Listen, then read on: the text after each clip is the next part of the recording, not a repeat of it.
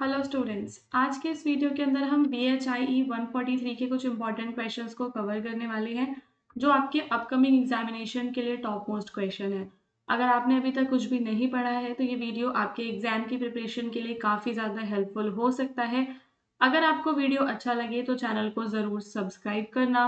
उसके अलावा अगर आपको BHIE 143 या फिर आपके BA ऑनर्स के जो भी कोड्स हैं उनके लिए गेस्ट पेपर्स या नोट्स की रिक्वायरमेंट है तो आप हमारे इस वाले व्हाट्सएप नंबर पे कांटेक्ट कर सकते हो। ये नंबर आपको डिस्क्रिप्शन में भी मिल जाएगा या फिर आपको जाना है डिस्क्रिप्शन में दी हुई हमारी वेबसाइट shop.hindustanknowledge.com पे। यहाँ पे आने के बाद आपको अपना जो सब्जेक्ट कोड है BHI 143, ठीक है, अपना कोड आपको सर्च करना है और हिंदी और इंग्लिश में आपको गेस्ट पेपर मिल जाएगा। बाय पेइंग ₹49 आप इसे परचेज कर सकते हो। उसके अलावा इसके अंदर जो भी आपको क्वेश्चंस मिलेंगे एग्जाम में उसी से मिलते जुलते क्वेश्चंस आपको देखने के लिए मिलेंगे, ठीक है। तो ज़रूरी नहीं है कि आपको एज इट इज़ ही मिल जाए, बट मिलता जुलता मिलेगा। कुछ क्वेश्चंस ऐसे होंगे जो आपको एज इट इज़ भी मिल सकते हैं। यहाँ पे जो क्वेश्चंस आज हम इस वीडियो में कवर करेंगे वो पर्यावरणीय न्याय आंदोलन से जुड़े हुए या फिर वैश्वीकरण और जलवायु परिवर्तन से जुड़े हुए क्वेश्चंस हो गए, आपके पर्यावरण से जुड़े हुए जो भी अलग अलग नागरिक समाज की भूमिका, वो सब हम इसमें कवर करने वाले हैं, ठीक है। सो पहले क्वेश्चन के अंदर आपको पर्यावरणीय न्याय आंदोलन पर एक संक्षिप्त निबंध लिखना है। पर्यावरणीय न्याय आंदोलन एक ऐसा सामाजिक आंदोलन है जिसका उद्देश्य सभी लोगों को स्वच्छ और सुरक्षित पर्यावरण का समान अधिकार दिलाना है। सभी लोगों को, ठीक है, रिगार्डलेस ऑफ देयर जाति, धर्म, जेंडर, उससे मतलब नहीं है। जो पर्यावरणीय न्याय आंदोलन हमारे आते हैं वो आते ही इसलिए हैं कि सभी लोगों को स्वच्छ और सुरक्षित पर्यावरण मिल सके। यह आंदोलन इस बात पर जोर देता है कि किसी भी समुदाय, विशेष रूप से गरीब, कमजोर और हाशिए पर रहने वाले लोगों पर पर्यावरणीय समस्याओं का असमान बोझ नहीं पड़ना चाहिए। ऐसा ना हो कि जो गरीब है वो पर्यावरण से जुड़ी हुई समस्याएं ज्यादा फेस कर रहे हो। पर्यावरणीय न्याय का अर्थ है, ध्यान देना है आपको इस चीज पे, क्या अर्थ है इसका। पर्यावरणीय न्याय का अर्थ है कि हर व्यक्ति को साफ हवा, स्वच्छ पानी, सुरक्षित भूमि और स्वस्थ जीवन जीने का अवसर मिले। अब हम बात करेंगे कि पर्यावरणीय न्याय आंदोलन की उत्पत्ति कब होती है, यानी कि पर्यावरण से जुड़े हुए ये जो नए न्याय आंदोलन थे, कौन से दशक में इनकी शुरुआत होती है, कौन कौन से कारण होते हैं जिनकी वजह से इनकी शुरुआत होती है। तो इनकी शुरुआत होती है 1970 से 80 के दशक में। उस समय ये देखा गया कि कई उद्योग, कचरा निपटान स्थल और प्रदूषण फैलाने वाले कारखाने गरीब तथा अल्पसंख्यक समुदायों के क्षेत्रों में स्थापित किए जा रहे थे। तो देखो क्या हुआ था कि जब देश धीरे धीरे तरक्की कर रहा था, जब देश तरक्की करता है तो उद्योग लगाए जाते हैं। तो जब उद्योग लगाए जाते हैं तो कचरा वगैरह, प्रदूषण, ये सब होता है। तो मेजरली हम क्या देखते हैं कि जो दूर दराज के इलाके होते हैं ना, उद्योग कारखाने वहां पर ही लगाए जाते हैं जहाँ पे गरीब और अल्पसंख्यक जनसंख्या रहती है। तो ऐसा ही उस समय हो रहा था। इससे उन क्षेत्रों के लोगों के स्वास्थ्य और जीवन पर गंभीर प्रभाव पड़ रहा था। लोगों ने इसके खिलाफ आवाज उठाई और समान पर्यावरणीय अधिकारों की मांग की। धीरे धीरे यह आंदोलन विश्व भर में फिर फैल जाता है, ठीक है। तो जब लोग डिमांड करते हैं ना इक्वालिटी की, तब उसके बाद ये आंदोलन फिर पूरे विश्व में फैलता है। आंदोलन के कुछ मुख्य उद्देश्य होते हैं। देखो, जब भी हम कोई आंदोलन करते हैं तो हमारी कुछ डिमांड्स होती हैं, कुछ हमारे उद्देश्य होते हैं, उसके बारे में हम बात करेंगे। तो क्या क्या उद्देश्य थे, ध्यान देना है। पहला, सभी लोगों को स्वच्छ और स्वस्थ पर्यावरण उपलब्ध कराना, तो ऑब्वियसली सबसे पहला उद्देश्य यही होगा। दूसरा उद्देश्य होगा पर्यावरण से जुड़े हुए संसाधनों का, यानी कि जो भी पर्यावरण से जुड़े हुए संसाधन हैं उनका वितरण समान हो और न्यायपूर्ण हो। प्रदूषण और पर्यावरणीय खतरों से कमजोर समुदायों की रक्षा करनी है। पर्यावरण संबंधी निर्णयों में स्थानीय लोगों की भागीदारी को बढ़ाना, क्योंकि देखो किसी भी जंगल के या जिधर के भी लोग होते हैं, स्थानीय जो लोग होते हैं, उनका अपने जो निजी संसाधन होते हैं, उनके आसपास जो भी नेचुरल संसाधन उपलब्ध हैं, उनके बारे में स्थानीय लोगों को ज्यादा जानकारी होती है, ठीक है। तो वो लोग उनकी भागीदारी होनी चाहिए पर्यावरण से जुड़े हुए जब निर्णय लिए जा रहे हैं। उन लोगों की रक्षा करनी है, समान और न्यायपूर्ण वितरण सुनिश्चित करना है, सतत विकास को बढ़ावा देना ताकि वर्तमान और भविष्य की पीढ़ियां सुरक्षित, रह सके। ठीक है, तो क्या इंपॉर्टेंट हो जाता है यहाँ पे, सतत विकास को बढ़ावा भी देना है। तो भारत के अंदर जो पर्यावरणीय न्याय से जुड़े कई आंदोलन हुए हैं, जैसे कि चिपको आंदोलन, नर्मदा बचाओ आंदोलन, अपिको आंदोलन, इसके कुछ प्रमुख उदाहरण हैं। उदाहरण आप लोग समझ गए। इन आंदोलनों का उद्देश्य है प्राकृतिक संसाधनों की रक्षा करना, स्थानीय लोगों के अधिकारों को सुरक्षित रखना। कई बार बड़े विकास कार्यों के कारण लोगों का विस्थापन हुआ है, जंगलों का विनाश हुआ है, पर्यावरण को नुकसान पहुंचा है। तो इन सभी की वजह से क्या होता है, पर्यावरण आंदोलनों की मांग होती है। मतलब आंदोलन होते हैं, फिर उनकी कुछ मांगे होती हैं, जो कार्यकर्ता होते हैं वो सब न्याय की मांग करते हैं। ठीक है, अब पर्यावरणीय न्याय का महत्व आप बताएंगे और फिर आप एक निष्कर्ष दे देंगे कि पर्यावरणीय न्याय हमारे लिए कितना महत्वपूर्ण है। तो पर्यावरणीय न्याय समाज में समानता और मानव अधिकारों को मजबूत करता है। यदि किसी क्षेत्र में प्रदूषण अधिक होता है तो वहां के लोगों को स्वास्थ्य संबंधी समस्याएं हो जाती हैं, जैसे कि श्वसन रोग, मतलब सांस से जुड़ी हुई बीमारियां, कैंसर, जल से जनित बीमारियां हो जाती हैं। तो पर्यावरणीय न्याय इसलिए जरूरी है क्योंकि ये समाज में क्या लाता है दोस्तों, समानता लेकर आता है और जो मानव अधिकार है उन्हें मजबूत करता है। इसलिए यह आवश्यक है कि पर्यावरणीय लाभ और हानियां सभी लोगों के बीच समान रूप से बांटी जाएं। यह आंदोलन सरकारों और उद्योगों को भी जिम्मेदार बनाता है तथा पर्यावरणीय संरक्षण के प्रति जागरूकता बढ़ाता है। अंततः हम कह सकते हैं कि ये केवल पर्यावरण की रक्षा का आंदोलन नहीं होता, बल्कि सामाजिक न्याय और मानव के अधिकारों से भी जुड़ा होता है। समझ लो कैसे जुड़ा होता है, क्योंकि अगर मुझे सांस लेने के लिए साफ हवा नहीं मिल रही है या फिर मुझे पीने के लिए स्वच्छ पानी नहीं मिल रहा है, तो ये मेरा मौलिक अधिकार का हनन है। तो हम क्या देखते हैं कि जो पर्यावरणीय न्याय आंदोलन होता है वो बस पर्यावरण की रक्षा का आंदोलन नहीं होता, बल्कि समाज में न्याय और मानव अधिकारों से भी जुड़ा होता है। इसका पूरा उद्देश्य क्या है कि किसी भी व्यक्ति या समुदाय को पर्यावरणीय समस्याओं का अन्यायपूर्ण बोझ ना उठाना पड़े। ऐसा ना हो कि किसी के साथ अन्याय हो जाए। तो आज के समय में बढ़ते प्रदूषण, जलवायु परिवर्तन और संसाधनों के अत्यधिक दोहन को देखते हुए पर्यावरणीय न्याय आंदोलन का महत्व और भी बढ़ गया है। एक स्वस्थ, सुरक्षित और न्यायपूर्ण समाज के निर्माण के लिए पर्यावरणीय न्याय की भावना को अपनाना आवश्यक है।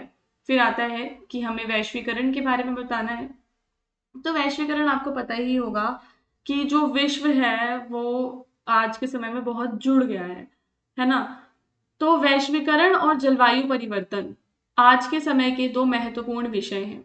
वैश्वीकरण का अर्थ होता है दुनिया के विभिन्न देशों का व्यापार, तकनीक, संचार और संस्कृति के माध्यम से एक दूसरे के साथ जुड़ जाना। ठीक है, दुनिया के जो विभिन्न देश हैं वो क्या होते हैं, एक दूसरे के साथ जुड़ जाते हैं।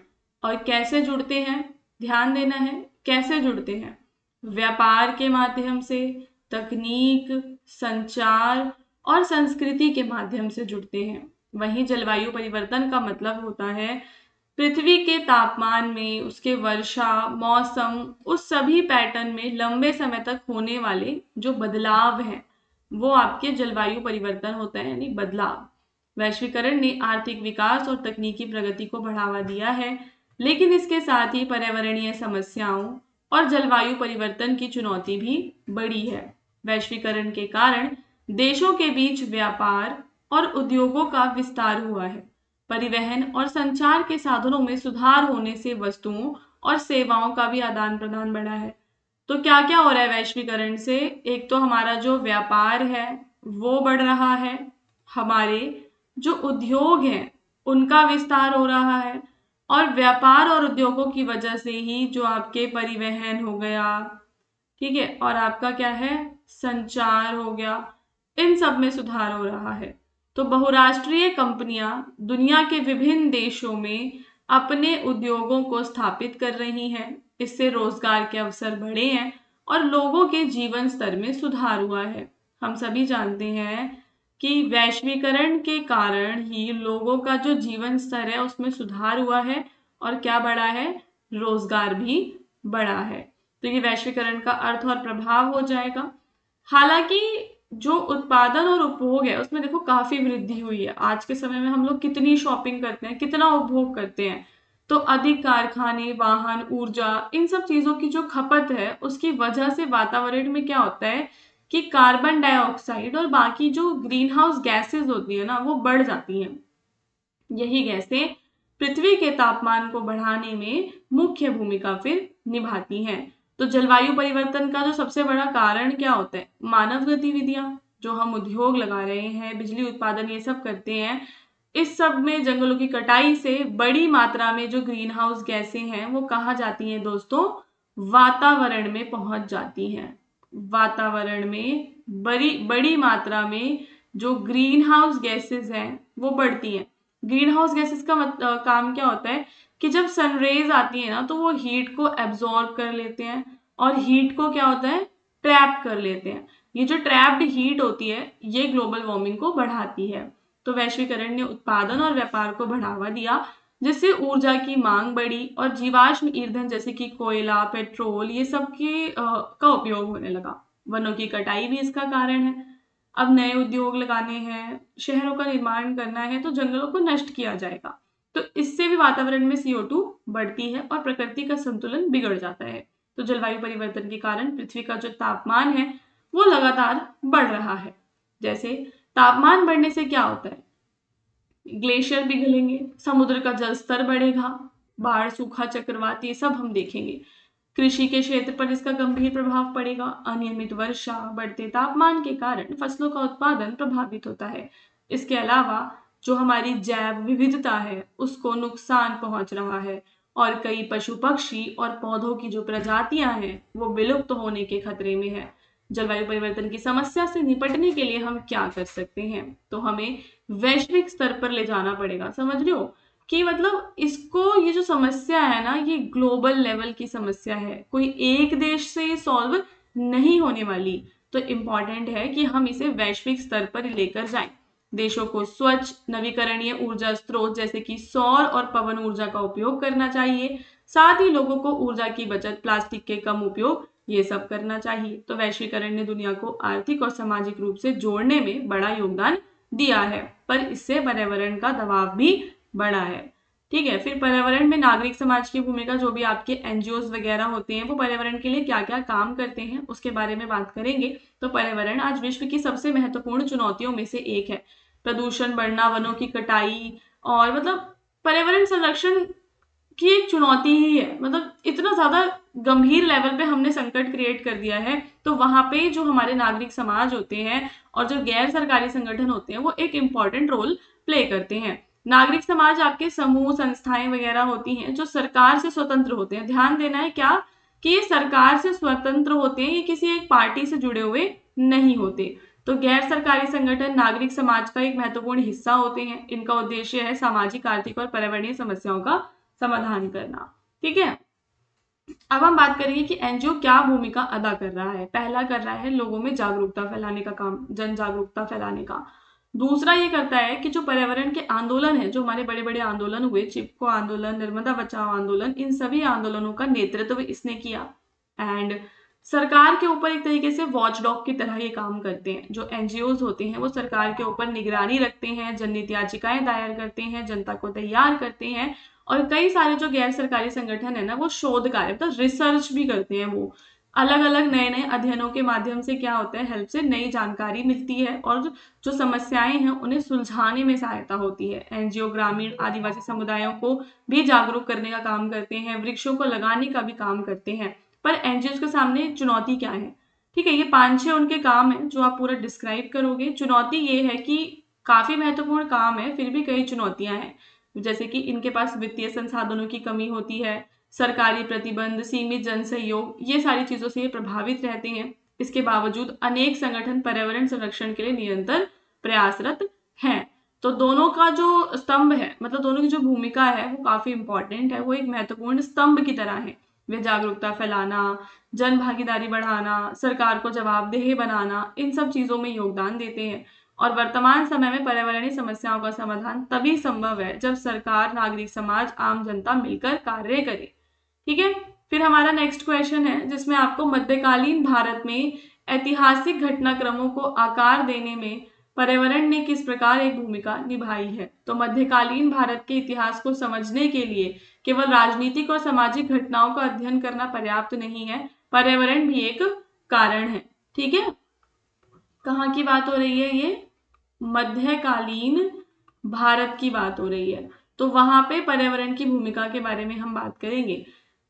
तो जैसे नदियां, वन, जलवायु, वर्षा, भूमि, ये सब ने लोगों के जीवन और शासन व्यवस्था को गहराई से प्रभावित किया। इसलिए मध्यकालीन भारत के ऐतिहासिक घटनाक्रमों को आकार देने में पर्यावरण की भूमिका महत्वपूर्ण रही है। मध्यकालीन भारत की अर्थव्यवस्था किस पे आधारित थी?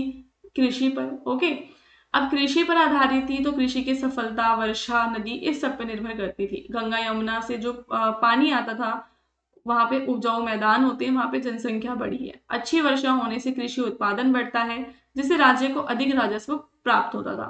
तो हम क्या देखते हैं कि जो कृषि है वो पूरी वर्षा पर ही रहती थी निर्भर, और प्राकृतिक आपदाएं भी कई बार फसलों को नष्ट कर देती थी। पर्यावरण ने राज्यों के गठन और विस्तार को प्रभावित किया, जिससे क्षेत्र में उपजाऊ भूमि, मतलब पर्यावरण ने राज्यों के गठन और विस्तार को प्रभावित किया। जहां पे आपको उपजाऊ भूमि, जल संसाधन मिलते थे, वहां के राज्य काफी शक्तिशाली हैं। जैसे गंगा के मैदान, दिल्ली में सल्तनत, मुगल साम्राज्य को मजबूत आधार मिल जाता है गंगा के मैदान की वजह से, और व्यापार और परिवहन में ये योगदान देते हैं। अब नदियां और समुद्री तट मध्यकालीन व्यापार के प्रमुख साधन थे। गंगा और अन्य नदियां आंतरिक व्यापार को बढ़ावा देती थी, वहीं भारत के पश्चिमी और पूर्वी तट अंतर्राष्ट्रीय व्यापार के महत्वपूर्ण केंद्र थे।